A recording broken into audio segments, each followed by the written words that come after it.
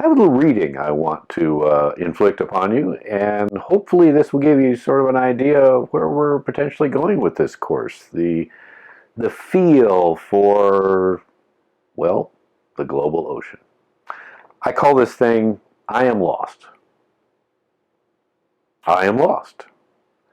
These are the words you address in panic to the sunny universe into which you suddenly emerge, blowing water, disoriented.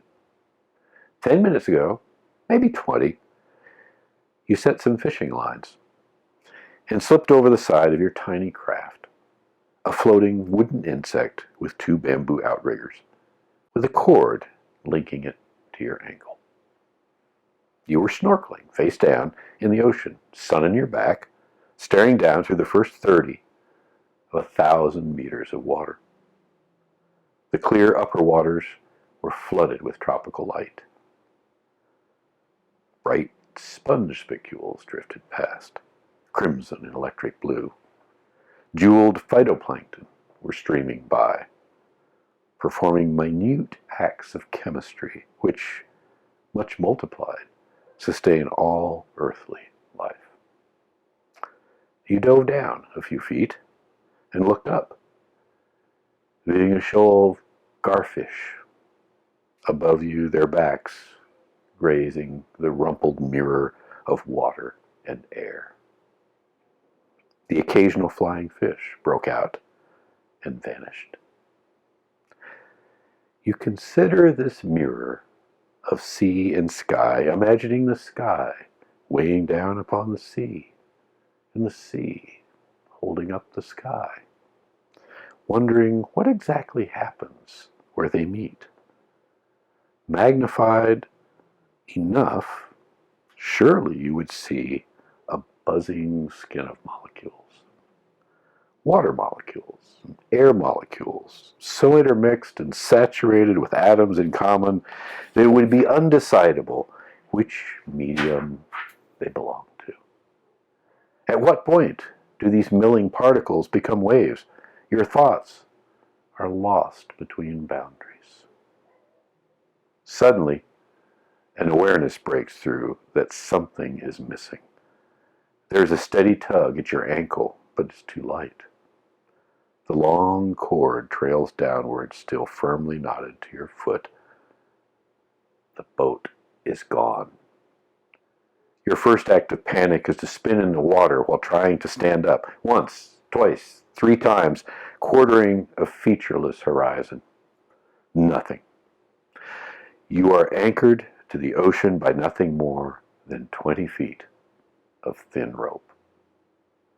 Your masked face rams below the surface as if by a miracle of misplacement.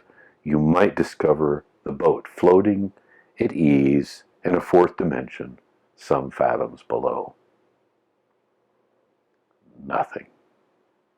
The cord hangs down like a sea-whipped coral, slightly kinked, whiskers of fiber standing out in an awesome liquid lens, right down to the knot at its end. The word this knot transmits through the water to your brain is adrift. You jerk your head up in the air again. Everything is plain. It is not possible. Yet the boat is gone. I am lost. Panicked, you pant and spin, boatless, landless, and with the visceral ache of pure fear at what you have abruptly become. All alone, floating in the Pacific Ocean. Reason attempts to be reasonable. How far away could a boat possibly drift on a windless day? But your eye level is barely 6 inches above the sea. Your small boat could easily be hidden by the least swell.